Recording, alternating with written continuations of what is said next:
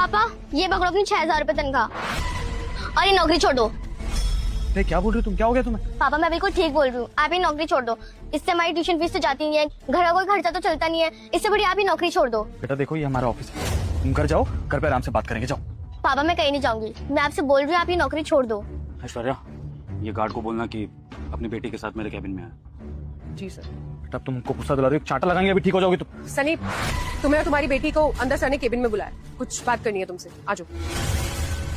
देख लिया, कैमरा लगा हुआ है यहाँ पे, देख लेते हैं साफ सब। अब बुला रहे हैं अंदर, चलो हमारे साथ।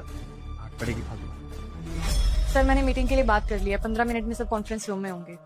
चलते हो सर। 1 मिनट महक, एक काम हो रहा है, रुको। साहब बुलाया आपने हमको?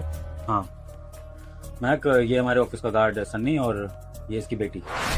अभी मैंने देखा ऑफिस प्रीमिसेस के बाहर ये दोनों चिल्ला रहे थे बाप बेटी। इनकी बेटी ने चिल्लाकर अपने पापा को बोला कि 6,000 की सैलरी अपने पास रखो, आपको इस ऑफिस में काम नहीं करना है और वापस चलो। तो चलो, ये बात तो अजीब लगी मुझे कि हमारे एम्प्लॉय की बेटी इस ऑफिस में आकर इस तरह से चिल्ला रही है, लेकिन उसके बाद जो ये इस दिलचस्प कहानी का पार्ट 1 है। अगर आपको ये कहानी पसंद आ रही है तो मेरे चैनल को लाइक और सब्सक्राइब जरूर कर दीजिए। इस लड़की ने बात बोली कि 6,000 की तनख्वाह अपनी पकड़ी है, इतनी सी तनख्वाह में कुछ नहीं होता है, ये बात मुझे खटकी। तो महक, मैं ये जानना चाहता हूँ कि ये 6,000 की तनख्वाह का क्या मैटर है हमारे कंपनी में?